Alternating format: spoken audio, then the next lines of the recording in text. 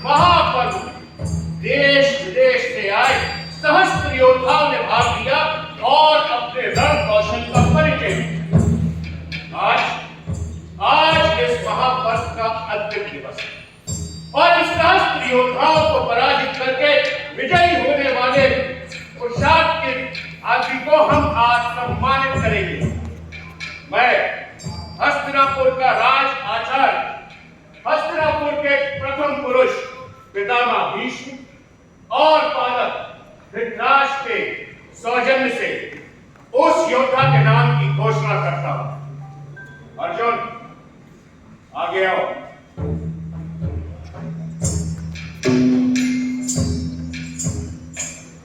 यशस्वी भव।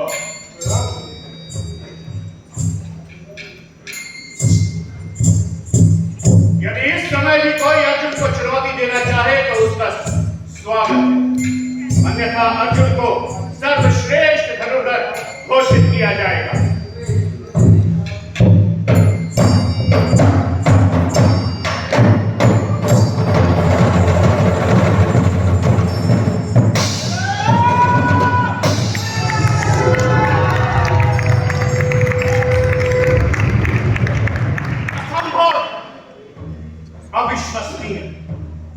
संसार के सभी चल अचल जीव अजीव इस बात को जान ले कि मैं द्रोणाचार्य ब्रह्मांड के जनक, पालक और विनाशक को नमन करता हूं और जल वायु अग्नि को साक्षी मानकर पांडुपुत्र अर्जुन को त्रिकाल में त्रिलोक का सर्वश्रेष्ठ घोषित करता हूं।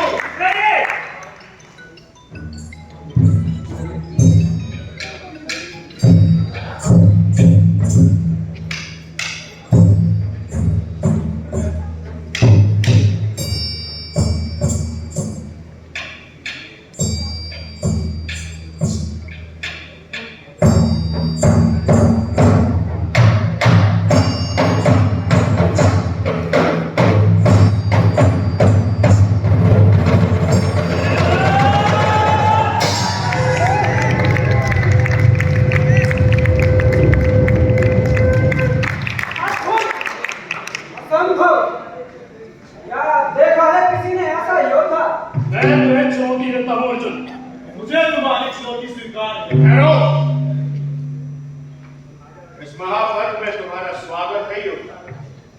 निश्चित ही तुम्हारी धनुर्विद्या को देखकर मैं अचंभित हूं। स्तब्ध कहना एक उचित शब्द। मुझे इस बात का आश्चर्य है कि तुम जैसा धनुर्धर रत्न तुम्हारी आंखों से छुपा कैसे है। निश्चित ही अपने कौशल के आधार पर इस महापर्व में हिस्सा लेने की सभी को अधिकार है और अर्जुन उसके चुनौती को स्वीकार भी करे, परंतु धर्मशास्त्र और धर्मनीति के अनुसार इस महापर्व में भाग लेने वाले प्रत्येक योद्धा को इस सभा के समक्ष अपना संपूर्ण परिचय प्रस्तुत करना होगा। अर्जुन को तो यहां सब भली बात जानता, परंतु तुम कौन, किस वंश के वंशधर हो, किस माता का अभिमान, तुम्हारा कोई पिता है या साथी पुत्र?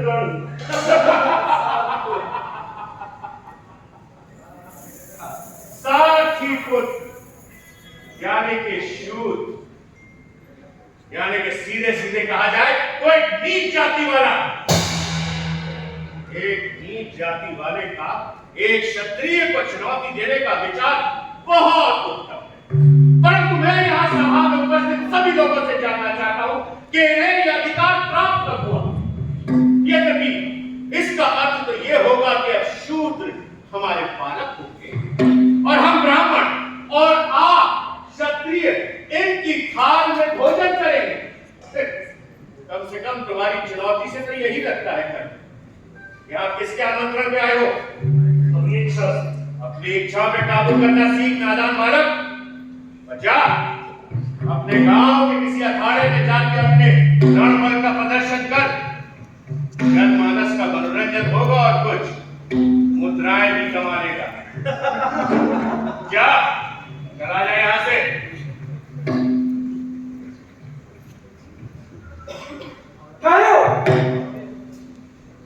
एक गुरुदेव? मान रहो दुर्योधन। मैं मौन नहीं रहूंगा। आखिर मेरे मौन रहने से वो सब बदल तो नहीं जाएगा जो आचार्य ने इस वीर के साथ किया। उल्टा मत करो, मैं कोई अधिकार नहीं। मुझे अधिकार है। यदि कोई गुरु भूल करता है तो शिष्य को पूरा अधिकार है कि वो भूल को इंगित करे। दुर्योधन, अपनी कहानी पर नियंत्रण रखो। दिखता नहीं है तुम्हें? वो हमारे गुरु हैं, हमसे बड़े हैं। तो क्या कहना चाहते हो तुम कि उनके हर गलत काम को अच्छा मान लिया जाए सिर्फ इसलिए कि वो हमसे बड़े हैं, हमारे गुरु हैं? मैं पूछता हूँ, आप संसार को नैतिकता की शिक्षा देते हैं तो फिर ये पक्षपात क्यों कर रहे हैं? प्रतीत होता है ईर्ष्या ने तुम्हारी पति को भ्रष्ट कर दिया है। ईर्ष्या, ईर्ष्या। गुरुदेव, ईर्ष्या किससे है कि सबके समक्ष अर्जुन ने चुनौती स्वीकार भी कर ली। आपने ये षड्यंत्र क्यों किया?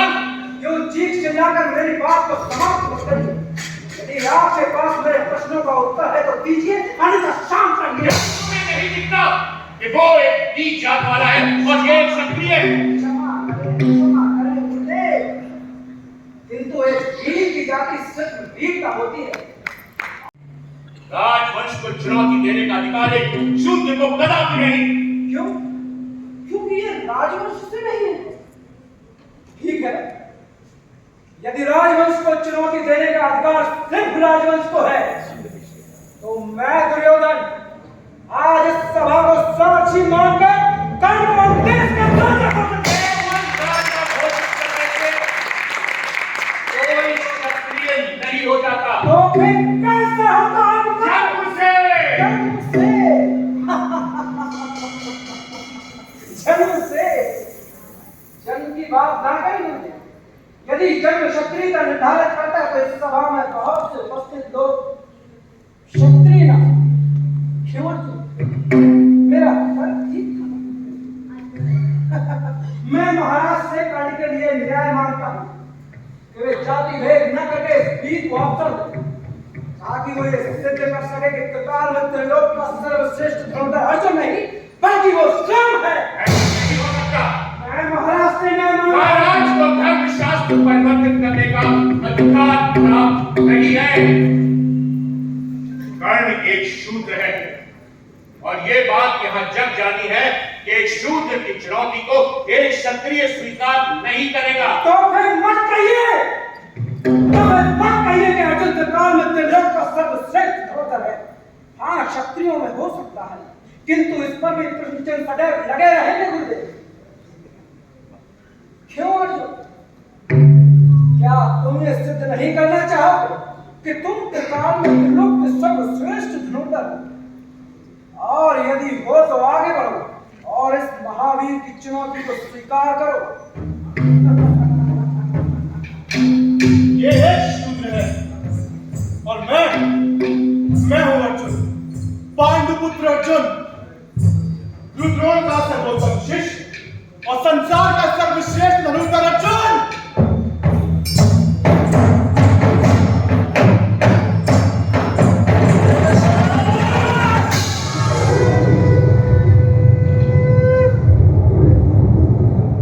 और ये है मेरा परिचय।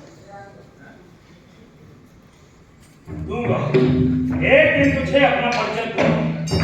आज से, अभी से, इसी क्षण से उस दिन की प्रतीक्षा कर जो उस दिन मैं तुझे अपना संपूर्ण परिचय दूंगा।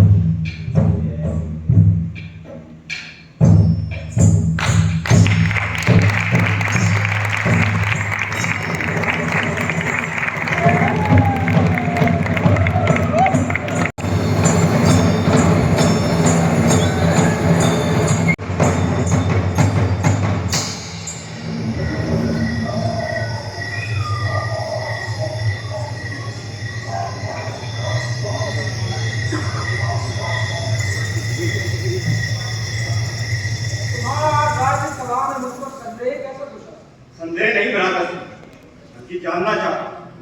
काफी सोच विचार के बाद मुझे ऐसा क्यों नहीं लगा कि जो आपने किया वो ठीक। हम तुम यह समझ पर समय की जिस दूरी पर खड़े हैं वहां उचित और अनुचित का कोई अर्थ नहीं है। यदि कोई चीज मायने रखती है तो वो है दुर्दशा। दूरदर्शिता? मुझे तो कोई दूरदर्शिता नजर नहीं आती भ्राता जो हम सबको सहारा।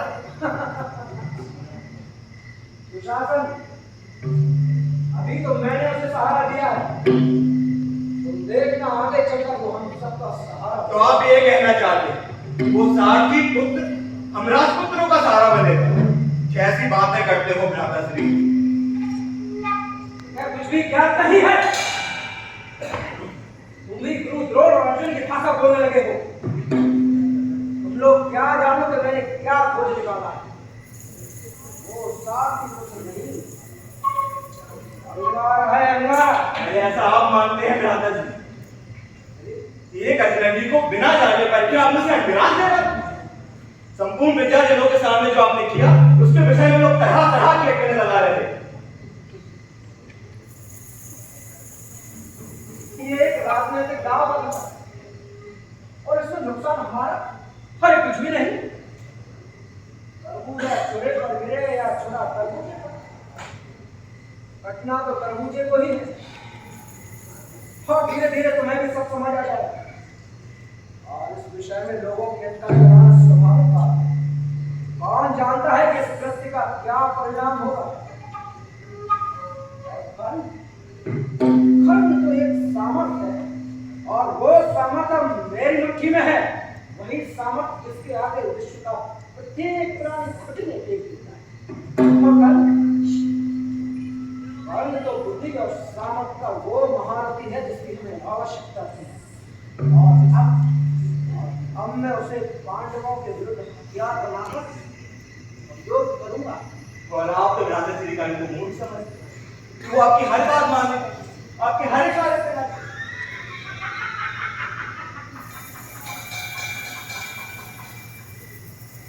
तो सत्संग तो ऐसे लोगों को नहीं जानती।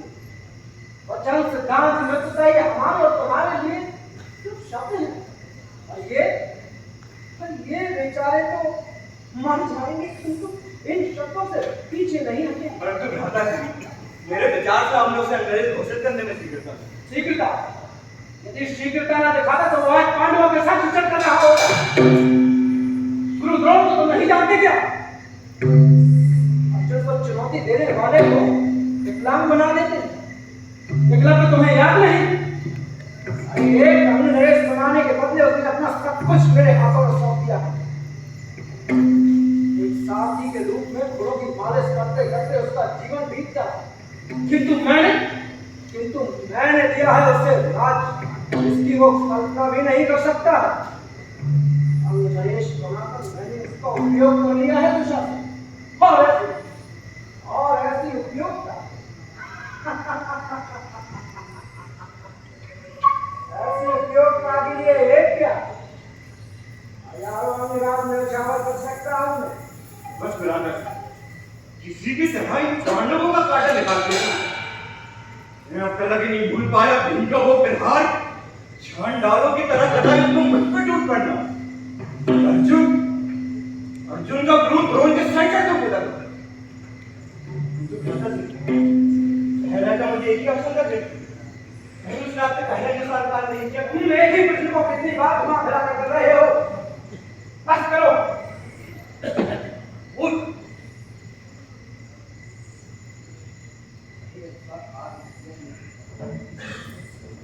चलो, मेरे एक निर्णय से तुम अच्छा बदलने की बुद्धि तो आई। यदि उसने मेरे कहे अनुसार कार्य न किया तो स्वयं की ज्वाला में जलकर राख हो जाए। उसके सामर्थ की छटपटाहट उसे जीने नहीं देगी और उसको इससे अच्छा अवसर कहाँ मिलेगा अपनी योग्यता सिद्ध करने का। आज अर्जुन को चुनौती देते वक्त तुमने कर्ण की आंखें नहीं देखी। ज्वाला लगती है उसकी दोनों आंखें। अर्जुन के प्रति प्रतिस्पर्धा का भाव उसके मन में जागा है। देखना, तुम देखना दुशासन उसके बलबूते को क्या क्या कर देगा। कौन है? कौन है वहां? रोचक है ब्राह्मण। पुरोचन! बुलाओ उसे, बुलाओ। पांडवों को धर्म की आराधना के लिए वहां जाना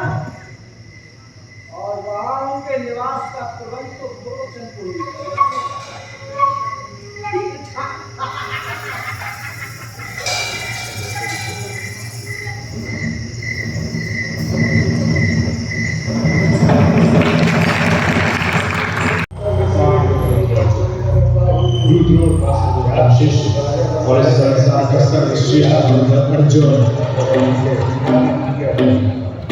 ये इच्छा नहीं है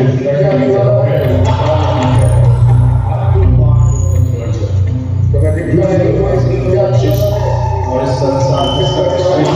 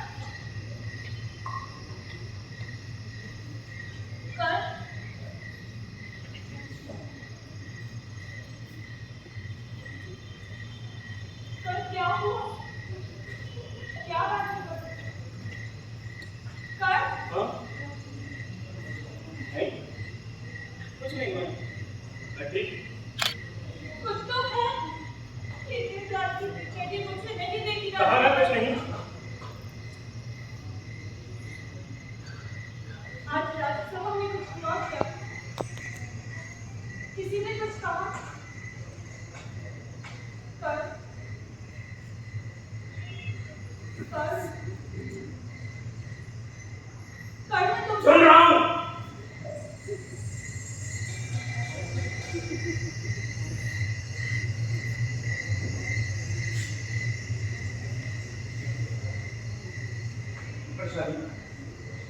मुझे क्षमा करना।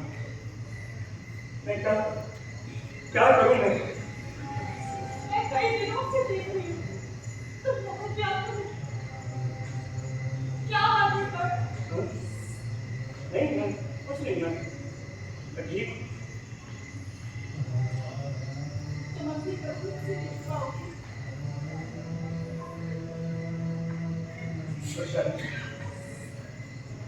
मैं सो नहीं पा रहा।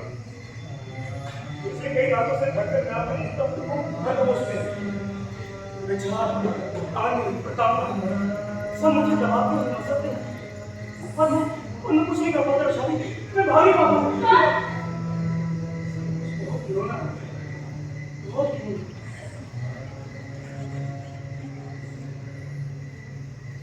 पीले मवाद सा समुद्र वो मेरी तरफ बढ़ता। पिघली लाल धुनियों में जब मुझे जड़ कर देती और मैं हिल नहीं पाता हूँ। मुझे बता दो मैं पागल हो जाऊंगा।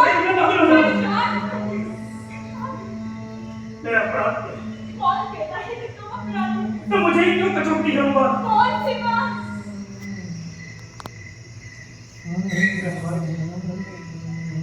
सब कुछ कि तुम क्या कहते हो कर? उस दिन अर्जुन का कंधा था। कितने आत्मविश्वास से कहा था कि तुझे अपने संपूर्ण परिचय दूंगा और तुम ही बता क्या बता पाऊंगा कि मैं कौन हूं? साबित कर पाऊंगा कि सर्वश्रेष्ठ वो नहीं है। नहीं मैं उसे कभी नहीं हरा पाऊंगा और इसीलिए मैं हार गया। किसी को ना पाना पराजय तो नहीं। हाँ मगर विजय तो फिर भी उसी की हुई ना। मैंने कहा था कि तू हारेगा मगर वो नहीं। आज भी वो संसार के लिए सर्वश्रेष्ठ ध्रुव था। मृतकों के प्रति द्वेष नहीं रखते कर। द्वेष रखता तो चाहता कि वो मर जाए। पर मैंने कब चाहा कि अर्जुन अपने चारों भाइयों के साथ राक्षस गृह में जलकर घुस। जिस दिन से सूचना मिली है बस एक ही बात मेरे को खास है कि जिसने प्रेम सभा में मुझे शूद्र कहकर अपमानित किया उसकी मृत्यु से पूर्व उसके मुख से यह ना कहवा सका कि काल तुम श्रेष्ठतम। परंतु इसके लिए अपराधी तुम तो नहीं हो। हमारा संसार तो यही कहता है कि दुर्योधन प्रसन्न हो। क्या लोग नहीं कहते हो कि दुर्योधन का रणीकरण षड्यंत्र सम्मिलित था? ये कहने से सत्य वचन तो नहीं जाए। तो प्रताड़ना मुझे ही क्यों, जब योनिचित तो दुर्योधन ने किया। कभी कभी लगता है कि मैं तुम्हें समझ नहीं पाती हूँ। इतना सब होने के बाद भी मन से तुम दुर्योधन को अपना मित्र मानती हो। हाँ, मानता और सदैव मानता रहूंगा, क्योंकि जब सभी राज्यसभा में मेरा उपहास उड़ा रहे थे तो उसने मुझे सहारा दिया था। क्या इसमें इसका स्वार्थ नहीं था? क्या वो नहीं चाहता था कि पांडव अपमानित हो? हाँ, दुर्योधन का स्वार्थ था। अगर भले ही अपने स्वार्थ के लिए मनंतर उसने उसे दिया था, पक्ष उसने मेरा लिया था, ना कि भयभीत द्रवल स्थापित पांडवों। अक्षम होने के कारण पांडव अपमानित होते, पर मैं तो सक्षम होते हुए हुआ। ऊंचे वर्ग की स्थापना को ठेस न पहुंचे, इसलिए मुझे मेरे पिता, मेरी माता और मेरे वंश को घृणा की दृष्टि से देखा। मैं भी कभी तुम्हें ऐसे नहीं पाया करता। मैंने भी हम सूद है छोटी जाति के, बिना इससे कोई नई बात तो नहीं। पहले कुछ भी अनुभव नहीं होता, मगर उसके के बाद लगता है जैसे कोई वस्तु अंदर ही अंदर मुझे जला रही। छोटे मोटे अपमान को जन्म से सहता आया, कोई कुछ कहता चुपचाप सह लेता। जरा जिला रसी हो गई, मगर उस दिन लगा जैसे पूरे हस्तिनापुर के सामने द्रोण ने मेरे वस्त्र उतार कर नग्न खड़ा कर दिया। इच्छा हुई तुमसे जाकर पूछूं, क्या जन्म पर किसी का अधिकार है? माता पिता को चुनने का अधिकार विधाता ने किसी को दिया? जन्म के आधार पर गुरु द्रोण ने अधिकारों की बात क्यों की? क्या उनके शास्त्रों में कर्म शब्द का उल्लेख कहीं नहीं? कुछ कहने को नहीं हो सकता। मैं क्या कहूँ? एक बात सच बताओ, हाँ, कहो। क्या तुम इस बात का रोक नहीं होता कि तुम्हारा पति शूद्र है? क्या तुमने बताया कि तुम्हारी पत्नी शूद्र है? बात वो नहीं है, फिर क्या बात है कर? ये हीनता है। हीनता नहीं, क्रोध। अपने सूद होने पर। नहीं, सूद होने के कारण उन अधिकारों के नाम लेने से चिंता की बदखारी। मुझे अपनी चिंता नहीं है विशाल। दुख है तो केवल इस बात का कि मैंने तो जैसे तैसे सब कुछ सहन कर लिया, पर मेरे पुत्र का क्या उसे ये लोग स्वीकार करेंगे? हाँ, क्यों नहीं? आर्य सुदामा और नरेश का पुत्र है, उन्हें उसे स्वीकार करना ही होगा।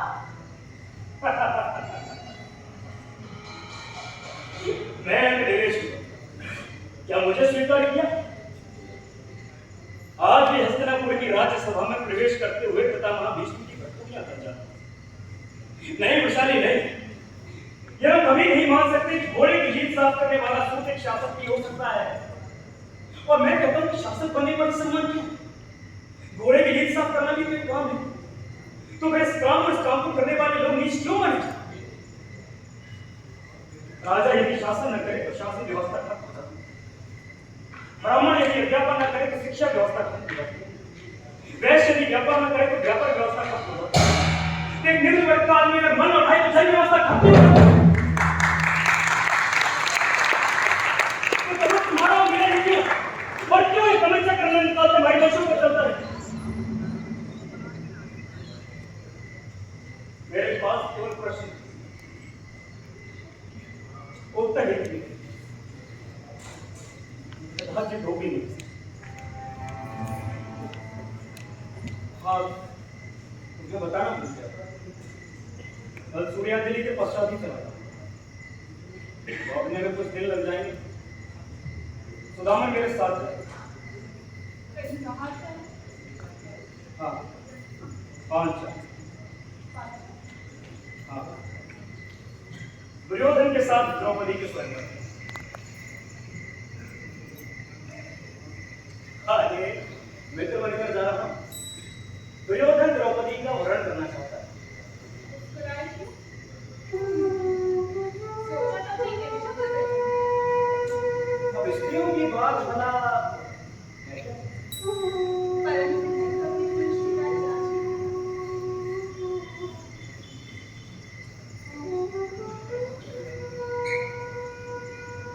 चलो, इसी बात का संतोष है कि संसार में कोई तो है जो इस कर्ण को समझता है।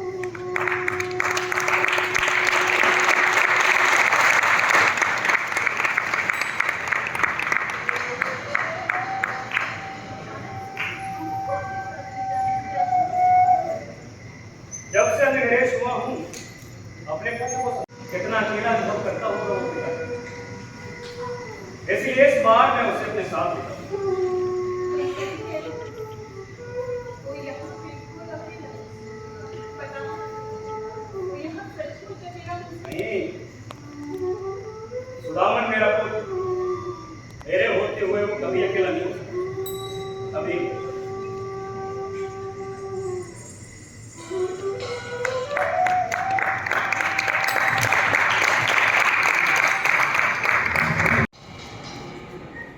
ये द्वारपाल थी ना? द्वारपाल!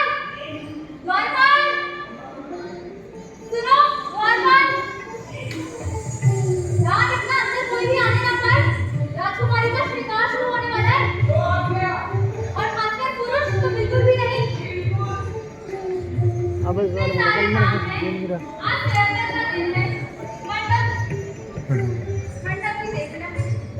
हे केशव, अभी तक मंडप नहीं किया।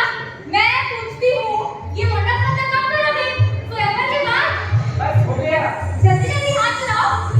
इतने सारे काम ठहरे हुए हैं और सबके हाथ इतने धीरे चल रहे हैं कि बस। अरे भैया खाली क्यों बैठे हो? जल्दी जल्दी हाथ चलाओ ना। हेलो अवंतिका! अरे ओ अवंतिका! अरे गला से तुम्हारा पानी भरा या नहीं? बस नहीं। तो जल्दी करो, शीघ्र ही करो। लगता है सारे स्वयंवर की जिम्मेदारी मैंने ही लेके रखी है। अगर मैं न रहूं तो राजकुमारी का स्वयंवर ही ना हो पाए। ये मल्लिका और दुर्गेशनी श्रृंगार का सामान लेने गई थी दोनों, अभी तक लौटी नहीं। अरे ओ मल्लिका!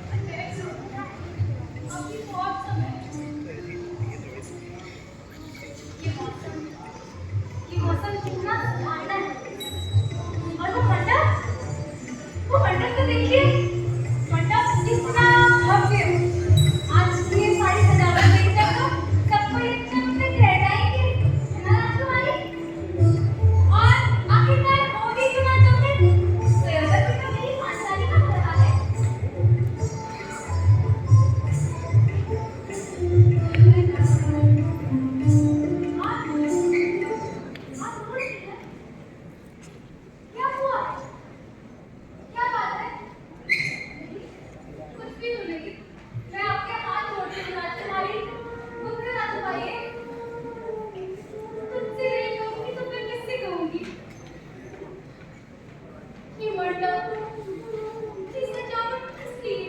स्वयंवर के लिए, पांचाली के स्वयंवर के लिए। कौन मदद करेगा मेरी पांचाली का? ये आप क्या कर रही हैं? कौन बचाए जो इस लक्ष्य को भेज सकेगा? आप ऐसा क्यों सोचती हैं? तुम ही बताओ। पंचन के सिवा कौन था? अपने मैं वरमाला डाल रही। लाक्षा गृह में पांडवों के साथ मेरी शादी जलकर भस्म हो गई। सुना है हस्तिनापुर से युवराज दुर्योधन भी आ रहे हैं स्वयंवर में। हाँ, जानती हूँ। आपसे एक बात पूछूं? बुरा तो नहीं मानेंगी? पूछो।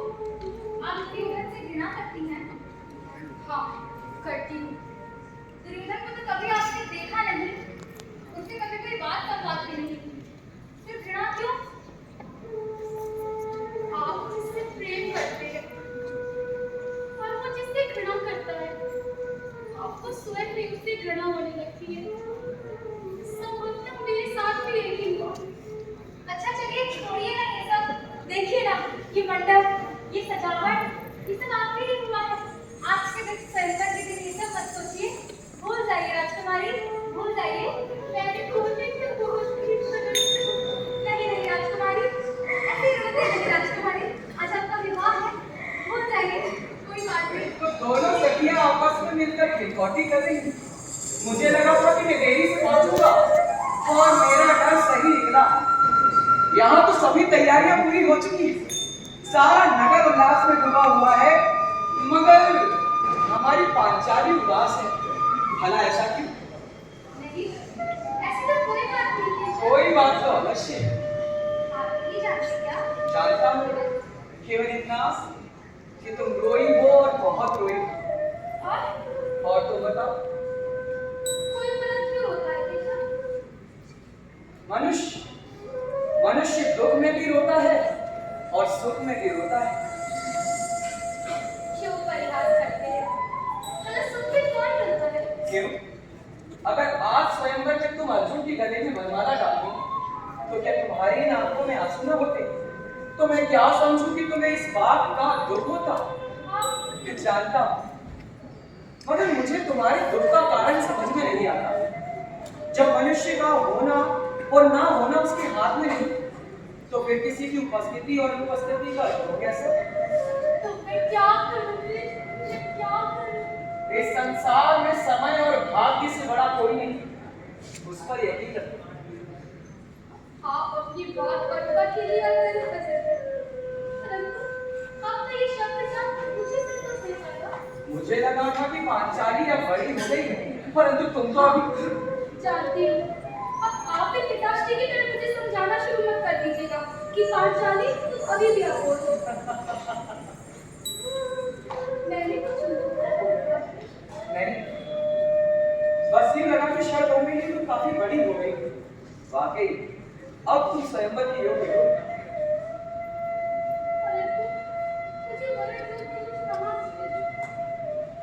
इस संसार में तुम्हारा वर्णन करने वाले केवल 4 पुरुष हैं, क्योंकि ये चारों ही संसार के सर्वश्रेष्ठ धनुर्धर हैं। पहले पितामह भीष्म, दूसरा एकलव्य, तीसरा कर्ण और चौथा अर्जुन।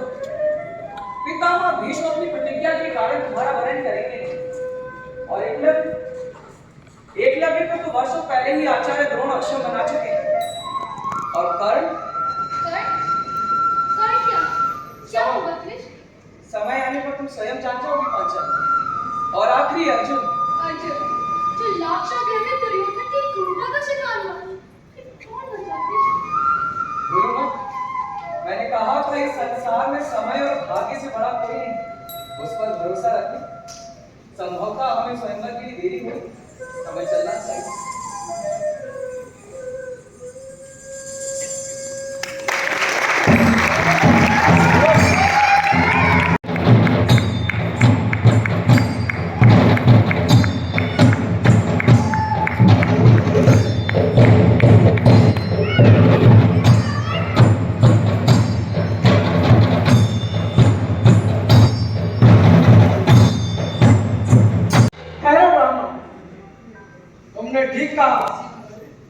सभा में अभी पुरुष उपस्थित हैं और राजपुरुष भी। सचमुच ऐसा है क्या दुर्योधन? हाँ द्वारकाधीश। कहाँ? यही किसी सभा में, तो फिर वो आगे क्यों नहीं बढ़ता? पर तुम मेरे मित्र होकर मेरे अभिन्न अंग हो, क्या मेरा अंग मेरा साथ नहीं देगा? हाँ पर जाओ, आगे बढ़ो, जाओ मित्र, जाओ।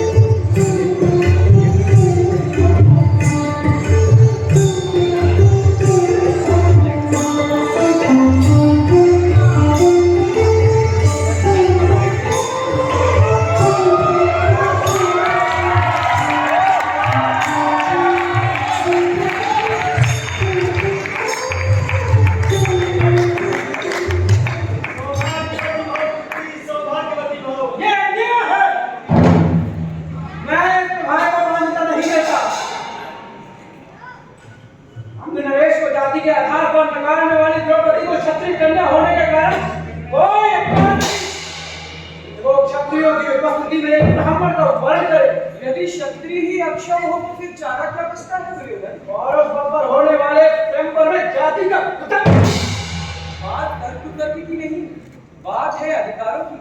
ब्राह्मण श्रेष्ठ होता है और श्रेष्ठ से विवाह मान्य नहीं। मैं नहीं मानता। तुम्हारे मानने न मानने से क्या होगा? ये संसार मानता है। ना केवल मानता है बल्कि जानता भी है अर्जुन कि शूद्र आखिर किसी शूद्र को यह अधिकार नहीं कि क्षत्रिय को चुनौती दे।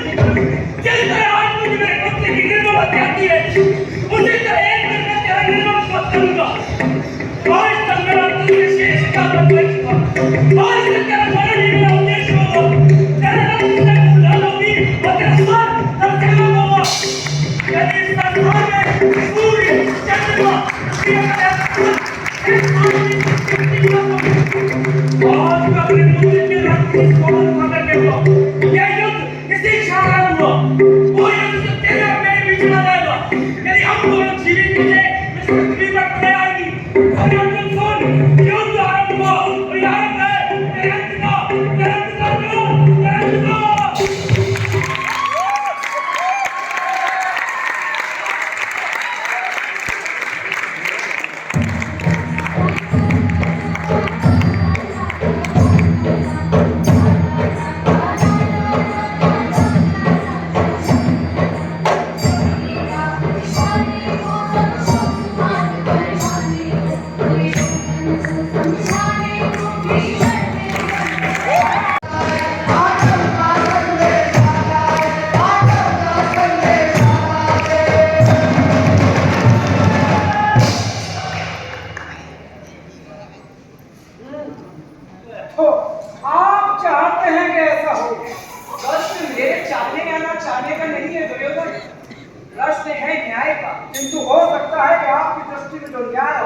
वो मेरे लिए अन्याय। न्याय का आधार कभी व्यक्तिगत कारण नहीं होते दुर्योधन। क्या होते हैं कभी? हित, जो हितकारी है वही न्याय है। वही तो मैं भी कह रहा हूँ कि जो उनका हित होगा वो मेरा अहित, और जो मेरा हित होगा वो उनका अहित। दोनों ही परिस्थितियों में निर्णय अलग अलग होंगे। आप किस निर्णय को मान्यता देंगे द्वारका? हम घूम फिर कर पुनः उसी स्थान पर वापस आ जाते हैं दुर्योधन। तो मेरी बातों को समझने की चेष्टा करो। तुम्हारे और पांडवों के हित से बड़ा है इस समाज का हित। न्याय का आधार हस्तिनापुर की प्रजा का हित होगा, ना कि तुम्हारे और पांडवों के लिए। किंतु इतना पूछने की दृष्टता अवश्य करूंगा कि हस्तिनापुर की प्रजा का हित द्वारका नरेश या फिर पांडव कैसे तय कर सकते हैं? हित तो पालक तय करता है, और हस्तिनापुर की प्रजा का पालक मैं हूँ, हस्तिनापुर नरेश दुर्योधन। अच्छा, और मैं समझता रहा कि ये अधिकार महाराज धृतराष्ट्र को मिला हुआ। हाँ, एक बात याद रखिए कि मेरे पिता का सौभाग्य मेरा सौभाग्य है, और वो मेरा ही रहेगा, ना कि उन तथा कथित पांडु पुत्रों का। ना जाने क्यों मैं तुमसे बहस कर रहा हूं, जबकि ये सारी बात तो महाराज को तय करनी चाहिए। महाराज, आप अच्छी तरह से सोच विचार कर निर्णय करें और पांडवों को निश्चिंतता प्रदान करें कि उनके साथ कोई अन्याय नहीं होगा। तुम यथार्थ कहते हो वासुदेव, किंतु दुर्योधन भी निश्चित होना चाहता है कि उसके साथ भी भविष्य में कोई अन्याय ना हो। अन्याय? अन्याय का प्रश्न ही ना उठता है। राज्य तो पहले ही बढ़ चुका है। पांडवों को उनका वनवास पूर्ण होने के बाद राज्य मिलने की जो शर्त थी वो भी अब पूर्ण हो चुकी है, तो उनको उनका अधिकार तो मिलना ही चाहिए ना। राज्य बटा था कृष्ण, किंतु अब एक है, और नैतिक दृष्टि से भी यही ठीक होगा कि राज्य को पुनः न बांटा जाए। तुम नैतिकता की बात करते हो दुर्योधन। तुम्ही ने कहा था कि 13 वर्ष के वनवास और 1 वर्ष के अज्ञातवास के बाद ही पांडव अपना राज्य पा सकेंगे। 13 वर्ष का वनवास भी पूर्ण हुआ और 1 वर्ष का अज्ञातवास भी। तो अब तुम्हारी नैतिकता ये कहती है कि तुम अपनी ही बात से पलट जाओ। वनवास मानता हूँ पूर्ण हुआ, लेकिन अभी अज्ञातवास पूर्ण नहीं हुआ है। और तुम्हारी ही राज्यसभा के आचार्यों का इस बात पर तुमसे मतभेद है दुर्योधन। आचार्यों का राजा से मतभेद असंभव तो नहीं। गणनाएं भी तुम्हारा साथ नहीं देती। अरे इसको तोड़ा मरोड़ा भी जा सकता तो है, ये बात तो तुम पर भी लागू है। लेकिन सिद्ध नहीं होती, और शंका के आधार पर मैं अपना अपना राज्य दुर्बल और अक्षम पांडवों के हाथ में कदाचित नहीं दूंगा। अरे जिनके अंदर इतना भी मालूम नहीं कि स्वयं बात करने आए, आपको भेज दिया यहाँ पैरवी के लिए। क्या सोचा कि घबरा कर डर जाऊंगा? बहुत अच्छा हो यदि आप उनका ये भ्रम दूर कर दें कि मैं अपना आधा राज्य किसी भी हाल में नहीं दूंगा। उम्र की नादानी तुम्हारे अंदर काफी झलकती है दुर्योधन। राज्य संबंधी निर्णय यूं जल्दबाजी में नहीं किया करते। तुम्हारे पास पर्याप्त समय है, अच्छी तरह से सोच विचार करो।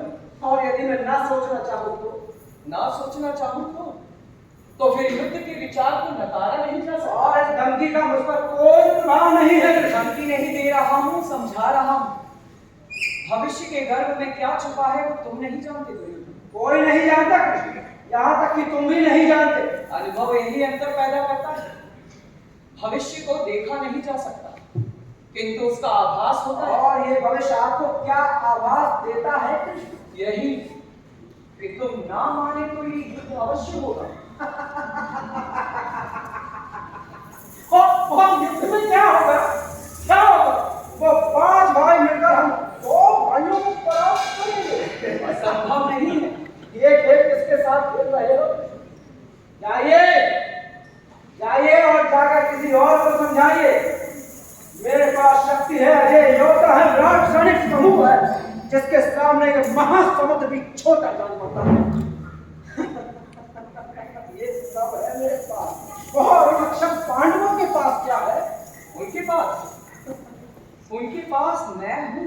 तुम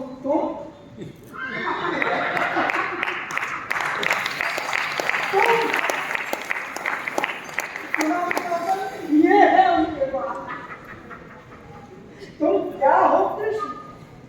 गायब तू लाचार बेबस तू जो दुर्योधन के द्वार पर खड़ा हो अपने प्रिय पांडवों के लिए आधे राज्य की मांग कर रहा और न मिलने पर 5 गांव का तोड़ कर रहा और कुछ भी न मिलने पर युद्ध की खोपड़ी कुंडियां दे रहा मेरे वक्ष स्थल पर तलवार रखने मात्र से मुझे तेरे खोपड़े पर का एहसास होता है ग्वाली तो मैं दीमक खा शौक पिटाना कुछ भी नहीं हो कृष्ण कुछ भी नहीं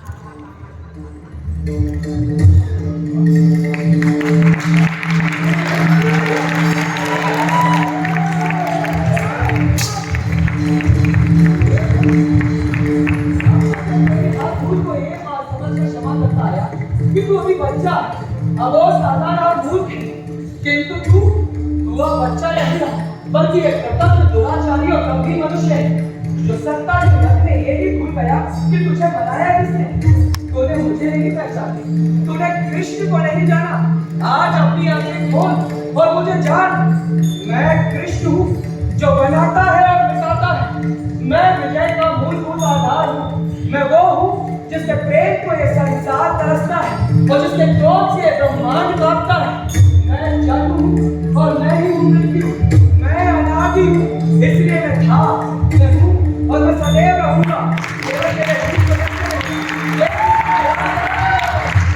मैं सदैव तेरे प्राण का भूत रहूंगा मुझे शब्दों से डराने की कोशिश मत करो वाले यदि तेरी यही इच्छा है तो सुन मैं इस महाराज्य सभा में महायुद्ध की घोषणा करता हूँ यह युद्ध कुरुक्षेत्र की भूमि पर लड़ा जाएगा यह धन्य तो होगा किंतु उसके परिणाम इतने विभत्स होंगे कि तू उसकी कल्पना भी नहीं कर सकता प्रलय आएगी हथियारों के भीषण टंकार इस समूचे मानव समाज को मत डालेगी लेकिन अमृत नहीं होगा तो केवल काला कसारा विष चारों दिशाएं विष में धड़ धड़कर मरते हुए लोगों की चीखों से टकराएंगी प्राण दान देने वाले हाथों से सिर्फ मृत्यु दान होगा और मृत्यु भी कैसे घायल कर देंगे छटपटाएंगे और अपने शरीर को पड़ी हुई चोट के समान मरता देखकर मृत्यु की कामना करेंगे किंतु उन्हें मृत्यु नसीब नहीं होगी ये वो समय होगा जब भाई भाई के रक्त का प्यासा होगा प्राण दान देने वाले व्यक्ति भीख मांगेंगे अपनी मृत्यु की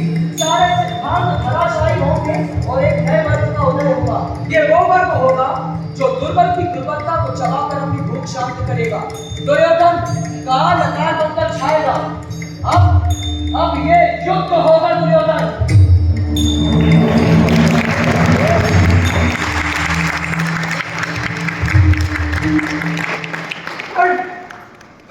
कृष्ण यदि कृष्ण आदि है वे कर्ण भी था और सदैव रहेगा और विश्वास रखने वो सदैव दुर्योधन के साथ रहेगा और हाँ अब ये युद्ध होगा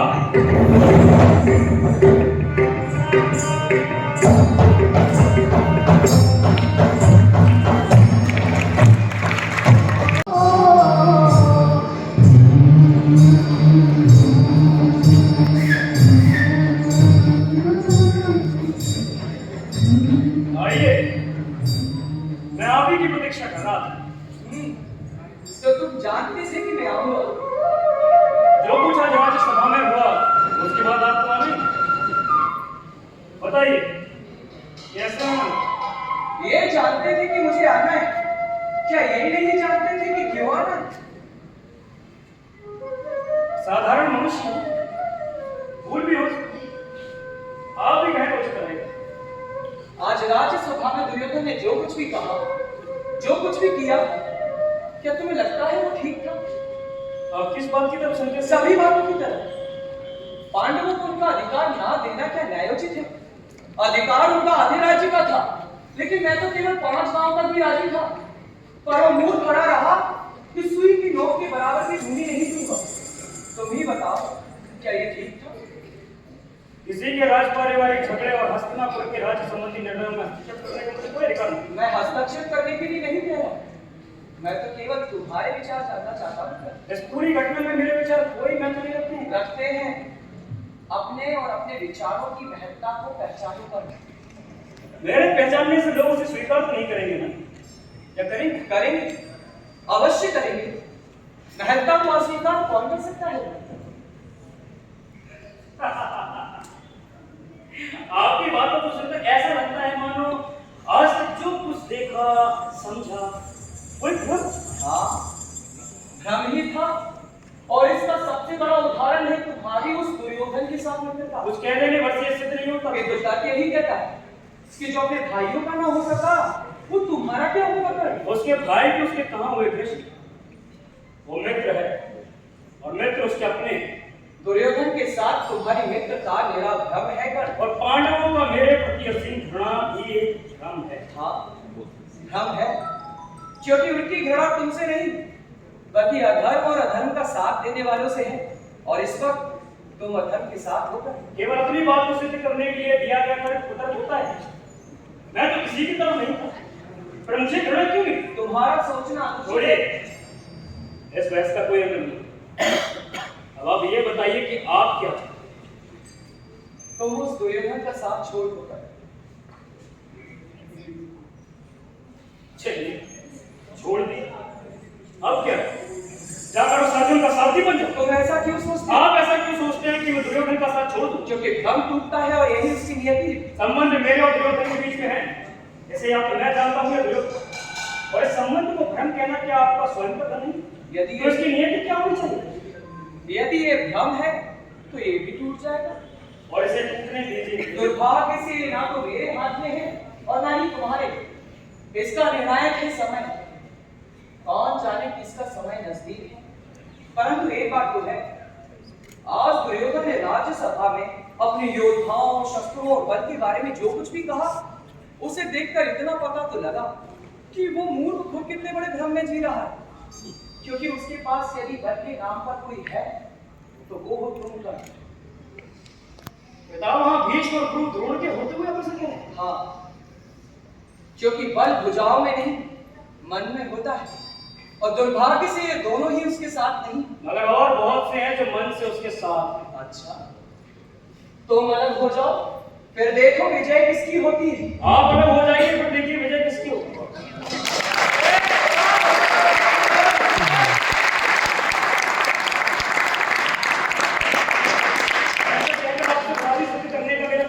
और ऐसा हो भी नहीं सकता। मेरी ऐसी कोई इच्छा भी नहीं, क्योंकि कर्ण कर्ण है और कृष्ण कृष्ण का अक्षर के बाद बहुत कुछ अलग है। तुम्हारे पास तर्क बुद्धि काफी अच्छी है, लेकिन विवेक बुद्धि से सोचो कर। अगर ये युद्ध हुआ तो संहार होगा, महासंहार। इस महासंघर्ष की घोषणा आप ही ने की, लेकिन बीज मैंने नहीं बोया। जरा सोचो कर, इस युद्ध से तुम्हें क्या मिलेगा? एक प्रश्न मुझे भी कोई देता कि संग्राम से आपको क्या मिलेगा? मैं धर्म और सत्य के साथ, और मैं सिद्धांतों के, और इसीलिए इस युद्ध में भाग लेना हम दोनों की व्यवस्था। तुम्हारे लिए विवशता नहीं बल्कि मूर्खता है। तुम्हें इस युद्ध का अंत नहीं पता कर।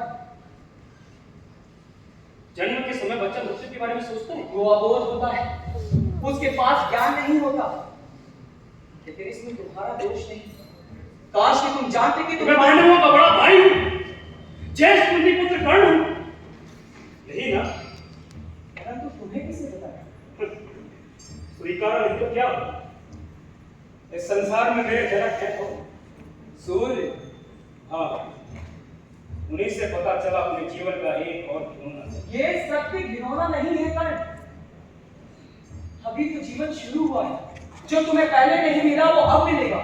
तुम सम्राट बनोगे, क्षत्रिय कहलाओगे, राजमाता कुंती के ज्येष्ठ पुत्र के रूप में जाने जाओगे। ये संसार मानेगा कि कर्ण पांडवों में श्रेष्ठतम था।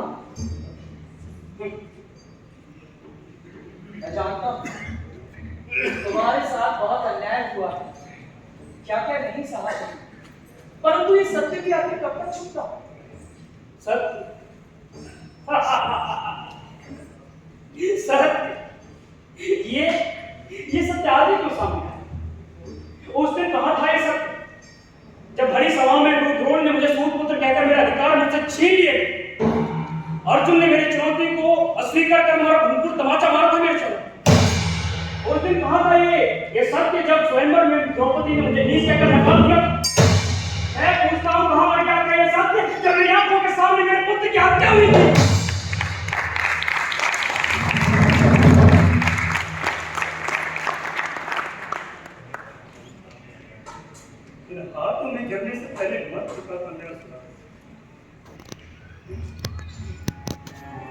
जिस समय उसकी हत्या हुई उस समय मैं शूद्र था, नीच था। और आज जब समय आया है अर्जुन के वध का तो मैं क्षत्रिय, कुंती पुत्र।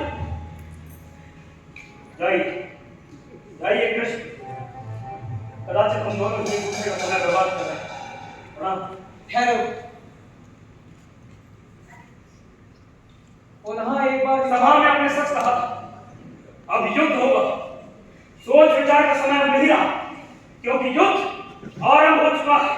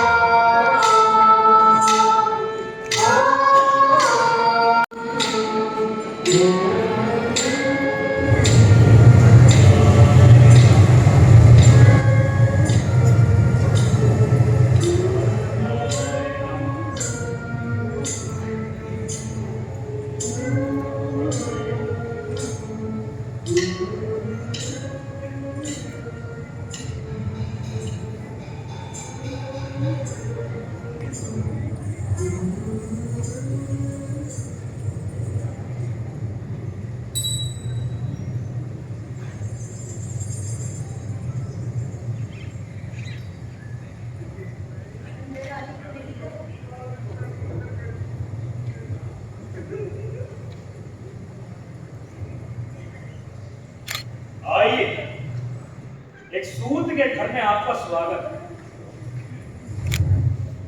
आज रात होता होगा ना कि मैं क्यों आई? हाँ? नहीं, कदाचित होता भी। कैसे? ठीक, अर्थात जैसा भी हूं आपके सामने। पहली बार आई तो क्या सेवा करूंगा? रात बहुत हो चली है और सेवक भी सारे सो गए। सच कहा, फिर आप वाकई का आप चलिए। मैं बहुत देर कर आई, माने प्यास नहीं लगी। कुछ कहना चाहती? मैं तुमसे मिलने आई, जानता हूं। तुमसे कुछ बात करनी। कृष्ण की बुआ यदि कृष्ण का कोई संदेश लाई है तो निराश करने के लिए क्षमा चाहूंगा। मैं उन्हें अपना उत्तर दे चुका हूं। मुझसे इस तरह शब्दों को ओढ़कर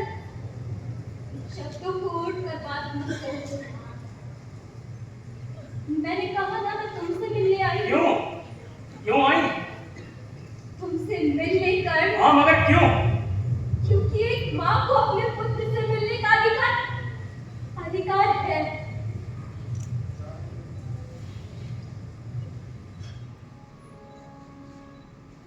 माँ, माँ, क्या दोष था मेरा? क्या भूल थी मेरी? जिसने पाला उसी को मां माना। मगर तुम्हारा ये सोच कई रातों से लेकर इस अनंत आकाश को ताकता है। सबको समझ जाता है केवल एक शब्द, मां। सब कुछ तो मिला जीवन। लोग घृणा, यातना, प्रेम, राज, सब। और मां, लेकिन आप नाराज, घृणित, क्या धर्म? तो क्यों क्या दिया धर्म मुझे? क्यों झोंक दिया इस डर का अग्नि में झुलसने? जब सभी लोग मेरे ताने कसते रहे, मेरी आत्मा को नोचते रहे, तो क्यों नहीं अपने आत्मा को छुपाया मुझे? क्यों नहीं कहा कि मैं हूं?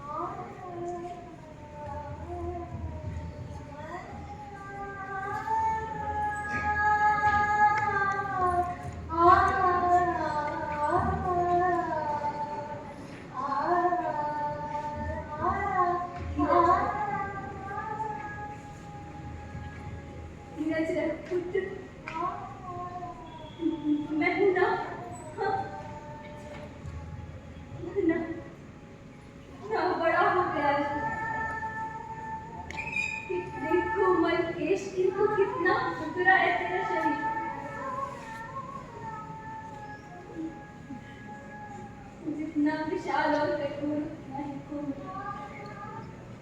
कपास के श्वेत फाहे से। तुझे पता है कल, तुझे पता है तू बिल्कुल भी बड़ा नहीं। तेरा बचपन तो जैसे वही ठहर गया। सब कुछ तो बदल गया सिवाय इसकी कि तू बहुत लापरवाह हो गया। मैं जो नहीं थी कर। हाँ, आप हैं। और विडंबना देखिए कि आज आप कहाँ हैं और मैं कर्ण मैं क्षमा चाहता हूँ आत्मा। इस तरह भावनाओं में रहना मेरी आदत है और कभी कभी हमारे मस्तिष्क और शरीर को कोई और ही वस्तु नियंत्रित करती है। नहीं करती क्या? कर्ण मैं रात्रि का तीसरा पहर भी चाह रहा था। भोर से पहले राजमाता राजमहल जाना चाहिए। मुझे राजमाता मत कहो। क्या कहूं? ये कदाचित आप ही नहीं। मुझे इस तरह से अपमानित मत करो पुत्र। अपमानित? जो स्वयं अपमान में जिया हो वो क्या किसी का अपमान करे? अपमान को जानकर अपमानित करना बहुत जटिल है। काश आप इसे कभी समझता। बहुत बड़े हृदय में तुम और बहुत समझदार हो। दुख पीड़ा यातना अपमान के बाद तुमने ही तो सहा। और मेरा क्या? इस सत्य को जानकर ही तुम तिलमिलाओगे हो। और मैंने तो इस सत्य को जाना और अपने ही हाथों से मृत्यु की कूप में डाल दी। किसी से कह भी ना पाई करना। तुम्हें क्या लगता है कर्ण? तुम्हें मृत्यु को सौंप कर मैंने क्या महसूस किया हो? मुक्ति? नहीं कर्ण नहीं। जिस सजन को मैंने 9 महीने अपनी कोख में जला, जिसे जीवन दिया, क्या उसे मृत्यु को सौंप कर मैंने मुक्ति महसूस की होगी?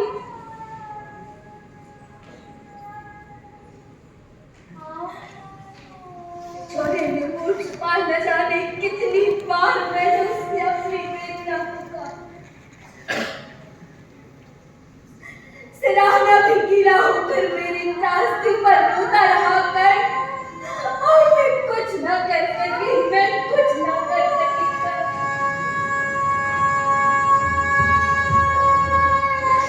कुछ न कर सकी मैं। क्यों? क्यों नहीं किया? क्यों नहीं कहा? क्योंकि कर्ण मैं एक स्त्री हूँ। हाँ, बस यही एक कर्तव्य है कि आप एक स्त्री बनी नहीं। मां बनने का कभी प्रयास नहीं। ये समाज मुझे कभी नहीं स्वीकारता कर्ण। क्यों?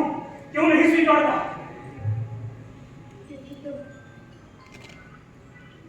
क्योंकि तुम मेरी अवैध संतान हो कर्ण। क्यों हूं मैं आपकी अवैध संतान? जबकि मेरे पिता हैं। परंतु कर्ण पिता ने तुम्हें अपना नाम नहीं दिया। माना मैं कैसे हूं? क्या उनके पिताओं ने उन्हें अपना नाम दिया? मानता हूं पांडु ने उन्हें अपना पुत्र स्वीकार किया, पर क्या थे उनके पुत्र? जब उन्हें स्वीकार सकते थे तो मुझे क्यों नहीं? विवाह से पहले संतान की उत्पत्ति अमान्य है कर्ण। हाँ, और विवाह के बाद उसी पद्धति से वो मान्य हो जाती है। वही मुझे समाज उसे मान्यता देता है। समाज पर उस वस्तु को मान्यता देता है जिसने मनवाई थी। आखिर व्यास को मान्यता क्यों नहीं? क्योंकि सत्यवती ने मनवाया और आप इतनी निर्बल थी कि प्रयास नहीं कर सके। कम से कम एक बार तो कहा होता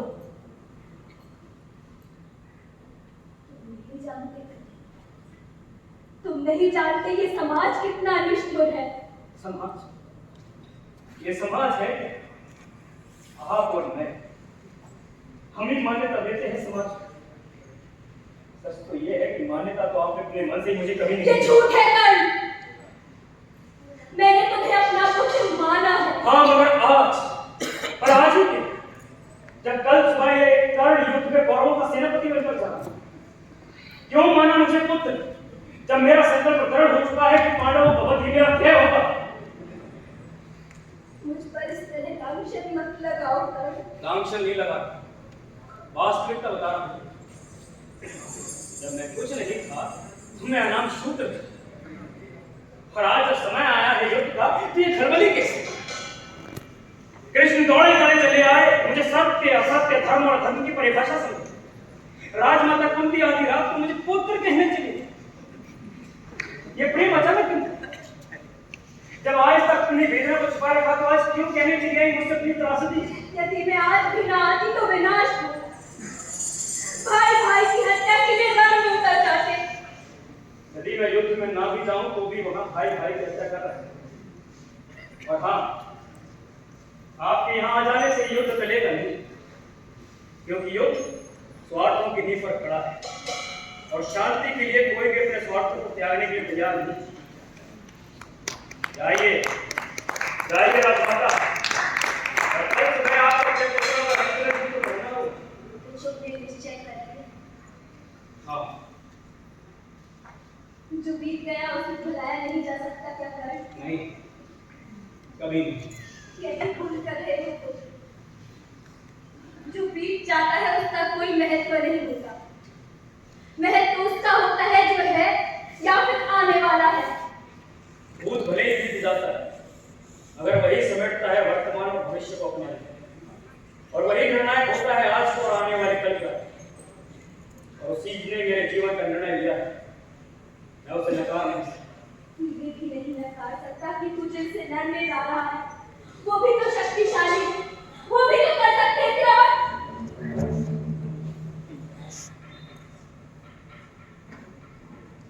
पहली बार देख रहा हूं कि कोई मां अपने पुत्र को युद्ध में जाने से पहले ऐसे वचन नहीं करती। चिंता स्वाभाविक है, और आप निर्भय रहिए। वे शक्तिशाली नहीं, क्योंकि उनकी शक्ति है कृष्ण, और कृष्ण किसी की शक्ति क्या बने, वे स्वयं निर्बल है। गलत नहीं कह रहा राजमाता, यदि वे कमजोर ना होते, निर्बल ना होते तो आपको ना भेजते, इंद्र को ना भेजते मेरे कवच को लेने के लिए। ये देवी अपने कवच को पूर्णता।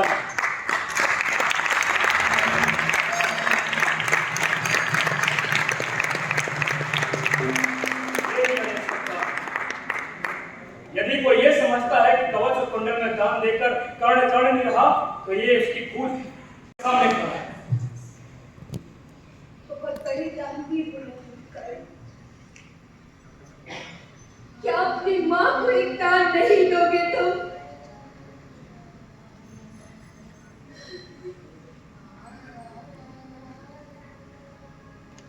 मां को दान देकर उसे छोटा करो, ये मुझसे नहीं होता। और मैं वचन देता हूं, लो आज तुम्हारा ये अवैध पुत्र तुम्हें वचन देता है कि अर्जुन को छोड़कर मेरे हाथ इन हाथों किसी और पांडव का वध नहीं होगा। केवल अर्जुन और कर्ण में से कोई एक मारा जाए।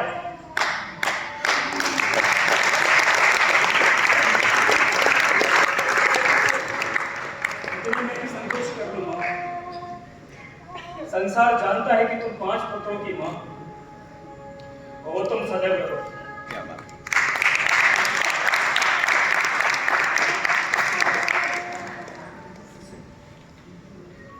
संतोष तो संसार को, मगर पुत्र तो मैं ही कहूंगी ना कर्ण।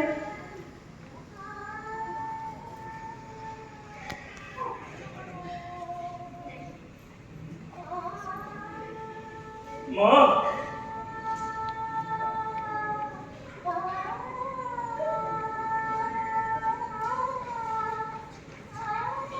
मैं तुम्हारी अवैध संतान, युद्ध में जाने से पहले एक पुत्र को अपनी मां से आशीर्वाद लेने का अधिकार नहीं।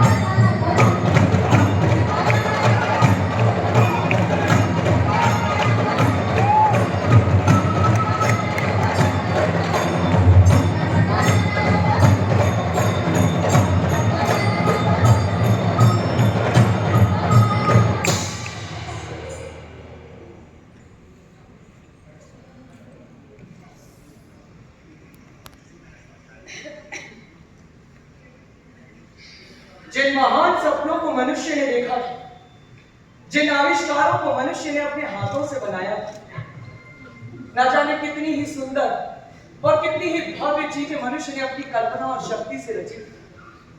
लगता है यह युद्ध उन सबको निगल जाएगा। मैंने कौरवों और पांडवों के मध्य एक महायुद्ध को प्रज्वलित कर दिया। क्या मैं एक पाषाण हृदय व्यक्ति? नहीं। यदि यही मेरा लक्ष्य होता तो एक कार्य कठिन नहीं था। पितामह भीष्म के पतन के पश्चात सूर्यपुत्र कर्ण ही पांडवों का सेनापति है। अरे कौन नहीं जानता कि कर्ण से बड़ा योद्धा और कोई नहीं। स्वयं पितामह भीष्म जानते थे कि कर्ण ही प्रथम पहुंचते हैं। वो ये जानते थे कि कर्ण सारथी पुत्र नहीं बल्कि सूर्य का तेजस्वी पुत्र है। हम और आप ने कर्ण के साथ ठीक नहीं किया। इस समाज ने कर्ण के साथ न्याय नहीं किया। कल बाणों की सैया पर लेटे पितामह भीष्म ने कर्ण से कहा कि कौन क्षत्रिय और कौन सूर्यपुत्र। मनुष्य केवल अपने कर्मों से श्रेष्ठ होता है। जब हम किसी के ज्ञान से हारने लगते हैं तो फिर उसके व्यक्तित्व में हम खोट ढूंढना शुरू करते हैं, और यही हुआ कर्ण के साथ।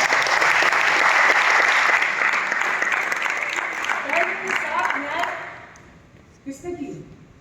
क्या देवराज इंद्र ने? उन्होंने तो पहले ही कर्ण के लिए कर्ण से आकर अर्जुन तेरे कवच और कुंडल का दान मांग लिया। तो भगवान परशुराम ने उसे मन में श्राप दे डाला कि जा, ठीक युद्ध से पहले तुझे तेरा ब्रह्मास्त्र सफलित नहीं होगा। अगर जाति को जाति की सामाजिक व्यवस्था में सबको शिक्षा ग्रहण करने का अधिकार होता तो क्या वो शाप मिलता कर्ण को जो दिया भगवान परशुराम ने? उन्होंने कर्ण को शाप दे डाला कि जा, ठीक युद्ध से पहले तुझे तेरे ब्रह्मास्त्र सुपरित नहीं होंगी और तेरे रक्त के चक्के पर भूमि इसी तरह अपने अंदर ढसा के रखेगी।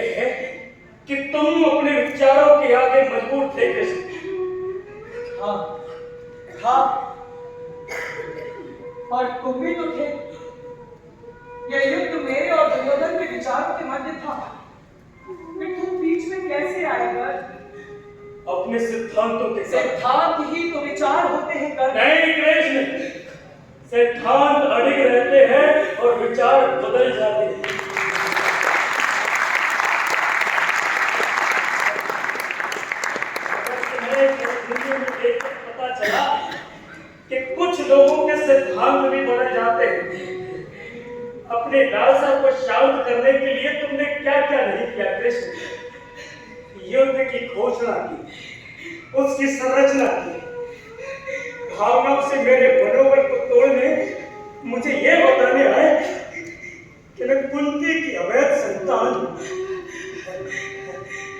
मां को भेजा उस समय जब मैं युद्ध के लिए बल और मनोबल संचित कर रहा था। मैं डर था कि मैं घातक सिद्ध होऊंगा, इसीलिए मेरे दान धर्म का लाभ उठाकर तुमने अर्जुन के पिता इंद्र को मेरे कवच कुंडल लेने भेजा। क्या शल्य तुम्हारे कहने पर नहीं आए? ऐसा सारथी भेजा तुमने कृष्ण, जो अपने ही योद्धा का आत्मविश्वास सदैव तोड़ता रहा। तुम ऐसा मानते, परंतु क्या ये कटु वचन ये समाज मानेगा? कैसे मानेगा कृष्ण? तुम तो यवनिका के पीछे हो, वहीं से तुमने हर तर्क, हर न्याय, हर विचार को तोड़ा मरोड़ा। यदि मैं मान भी लूं कि मैंने ऐसा किया, तो क्या तुम इससे बचे रहे? कहाँ था तुम्हारा पौरुष जब द्रौपदी के वस्त्र ले जा रहे थे? तब क्यों नहीं बोले? जब दुर्योधन ने पांडवों को आधा राज्य देने से मना कर दिया, क्यों दिया साथ? जब एक अबोध अभिमन्यु की हत्या बड़े बड़े महारथियों ने मिलकर की। यदि आरोप मुझ पर है, तो तुम भी इससे बचे नहीं रहेगा। तो इतना तो तुम भी मानते हो कृष्ण कि बुरा तो तुमने भी किया और अच्छा भी। इस संसार में ना तो मनुष्य कभी पूरी तरह से बुरा हुआ है और ना ही पूरी तरह से अच्छा। मैं भी मनुष्य का एक रूप हूं। तो फिर मैं इससे अलग कैसे हो सकता हूं? पर तुम ही क्यों पूछे जाओगे? क्योंकि मैंने धर्म और सत्य का आधार रखा और अंततः विजय उसी की। कृष्ण, धर्म विजयी होता है या विजयी धर्म? यदि हम जीतते तो हम धर्म बनाते और हम ही ये जाते। परंतु तुम युद्ध हार चुके हो कर। ये भी एक भ्रम है कृष्ण। मैं मर रहा हूं, भौतिक रूप से मैं ये युद्ध हार है, मगर हार कर भी मैं ही जीता कृष्ण।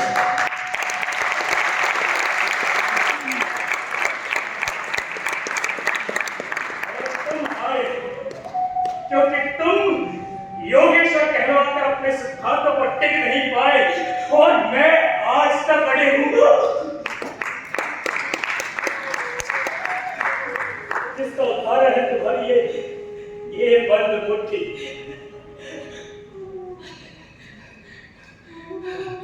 कृष्ण,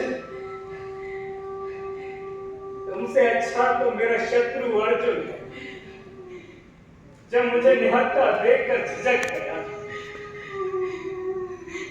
पर तुम नहीं झिझके कृष्ण, तुम नहीं झिझके।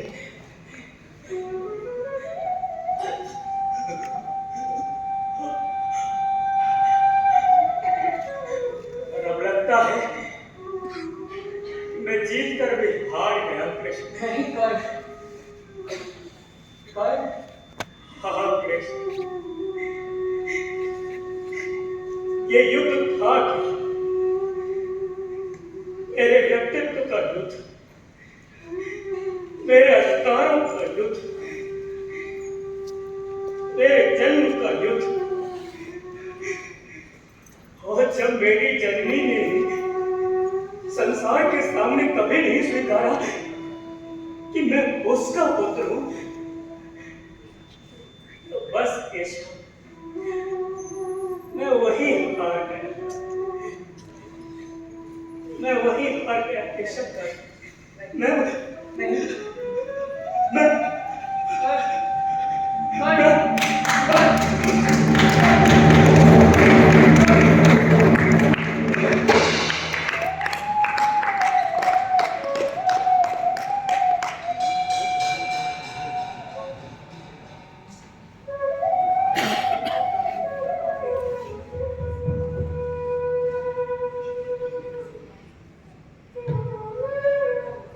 हाँ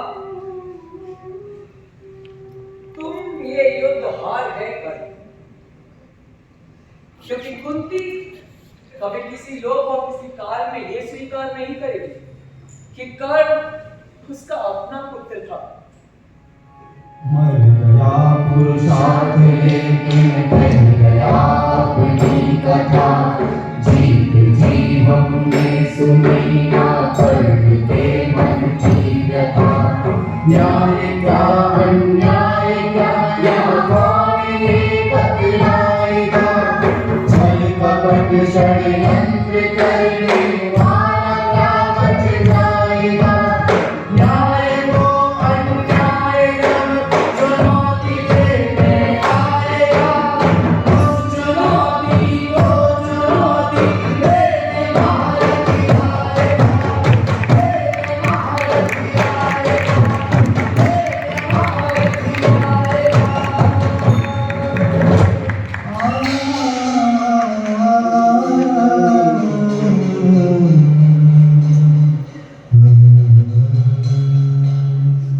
मारा गया संसार का सर्वश्रेष्ठ योद्धा, महान दानवीर कर्ण, मेरा पुत्र कर्ण मारा गया। कर्ण की मृत्यु मात्र शारीरिक है, क्योंकि मृत्यु शरीर की होती है, विचार की नहीं। कृष्ण, तुमने ही कहा था कि मृत्यु शरीर की होती है, किंतु आत्मा अजय अमर है। पुत्र, तो एक मां ने अपने पुत्र को स्वीकार कर ही लिया। कृष्ण, तुम यहां फिर हार गए, तुम यहां फिर हार गए कृष्ण, तुम यहां फिर हार गए।